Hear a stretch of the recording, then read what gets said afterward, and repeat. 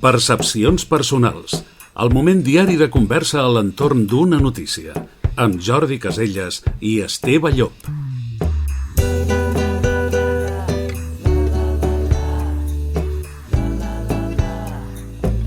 Ja fa alguns anys, estem parlant de l'any 2018, Boeing va presentar el seu futur avió hipersònic capaç de volar, per exemple, de Barcelona a Nova York en 2 hores. La rapidesa de l'avió contrasta amb la lentitud del seu desenvolupament. L'empresa nord-americana calculava aleshores, parlem de fa ja gairebé una dècada, que oferiria vols comercials en 20 o 30 anys. Parlem d'aquesta qüestió tan interessant amb Jordi Casellas. Què tal, Jordi?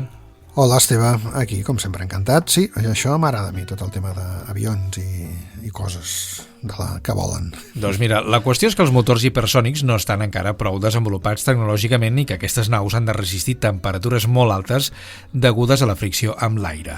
Però fa alguns anys, enginyers de la Universitat de Florida Central van anunciar que per primera vegada havien estabilitzat durant 3 segons una ona de detonació i havien provocat una reacció hipersònica en una cambra situada dins d'un motor a reacció.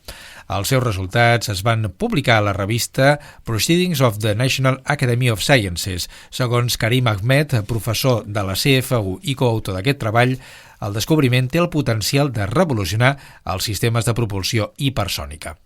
I va afegir que s'estava intensificant un esforç internacional per desenvolupar sistemes prou sòlids de propulsió per a vols hipersònics i supersònics que permetrien volar a través de la nostra atmosfera a velocitats molt elevades i també entrar i sortir d'atmosferes d'altres planetes.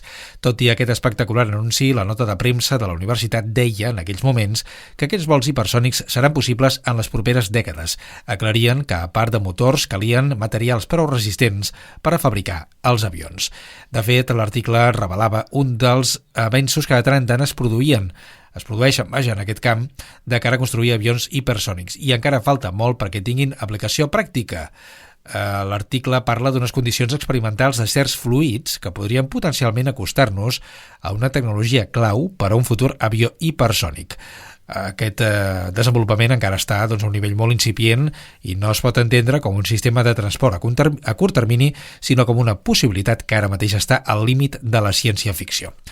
Anem a número, Jordi, perquè la velocitat del so a 20 graus és de 343 metres per segon, és a dir, 1.234, fàcil de recordar, 1.234 quilòmetres per hora. Un vol es considera supersònic si supera aquesta velocitat, el que s'anomena Mach 1. Perquè sigui hipersònic, l'avió ha d'anar almenys a 4 vegades la velocitat del so o Mach 4, és a dir, 6.800 quilòmetres per hora. En comparació, els vols comercials actuals arriben al voltant dels 1.000 km per hora. Així doncs, què et sembla? És una barbaritat. He fet una mica de prospecció, no?, perquè ens fem la idea. És que, clar, és que ja no és volar tan ràpid, és que ho aguanti la màquina o l'estructura.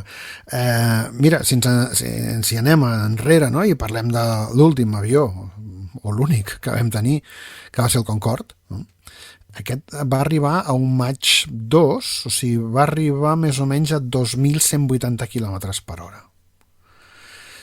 Déu-n'hi-do. Feia un París-Nova York amb 3 hores i mitja. Però hi havia un problema, que era el combustible. El consum. Exacte. Estava una barbaritat. Sí, era prohibitiu i per això primer, en l'època de crisi del petroli i després quan van començar a haver accidents, doncs evidentment va desaparèixer aquest avió.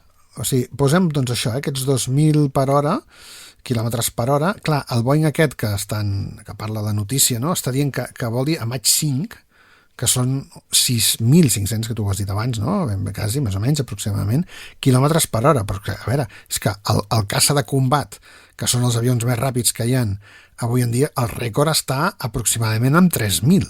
O sigui, això és el doble d'un caça de combat. I fixa't lo preparats que van els caces i els pilots. Em sembla bastant bèstia, bastant bèstia. O sigui, físicament em sembla bastant complex. O sigui, perquè ara mateix, com et dic, avions moderns i avions de combat, que sobretot doncs, són els ràpids, crec que el rècord està en els MiG, famosos MiG, i van arribar, doncs, això, a uns 2.000 i poc quilòmetres per hora. No, perdona, 3.000 et deia, això, que havien arribat a... Més o menys podia haver arribat als 3.000 km per hora. Aleshores no ho sé com ho faran, això, Bueno, Bé. i a més que gasti poc. Clar, és que aquest és el tema. La segona part. El repte és el medi ambient, conservar-lo, preservar-lo, i per tant, doncs, en certs moments està molt bé disposar d'aquestes tecnologies, però, per exemple, si parlem de la cursa espacial, que ara amb la tornada a la Lluna de l'home doncs torna a ser notícia, hauríem de quantificar tot això, Cada vegada que se surt de l'atmosfera terrestre amb unes naus tan grans i que tenen una potència descomunal, quin consum té això, quin impacte té a l'atmosfera? Aquí hi ha molt a parlar. Per tant, està tot molt bé, però, home, si hem de fer vols comercials, jo crec que d'entrada el sistema de propulsió ha de canviar moltíssim. No, està clar. És que, i a més, precisament tu que ara que feies menció, no?, en aquestes últimes missions, no?, que s'han fet, concretament la d'Artemis 2, no?, per aquesta aproximació a la Lluna. Escolta, les velocitats d'aquests trastos són molt altes, però clar, hi ha una fricció amb l'aire espectacular, clar, ja tots ho hem vist això, no?, quan entra una càpsula a l'atmosfera, val que aquest avió no n'ha de sortir, però vaja, tot i així no sé, no ho acabo de veure. Estava mirant a quina velocitat despega una nau espacial, no? Espera, que t'ho puc dir perquè ho tinc aquí, Sí, a quina velocitat despega, només perquè ens fem la idea de la força que es necessita. Mira, Starship, la nau aquesta famosa de l'empresa SpaceX d'Elon Musk, aproximadament vola a 12.000 quilòmetres per hora. 12.000.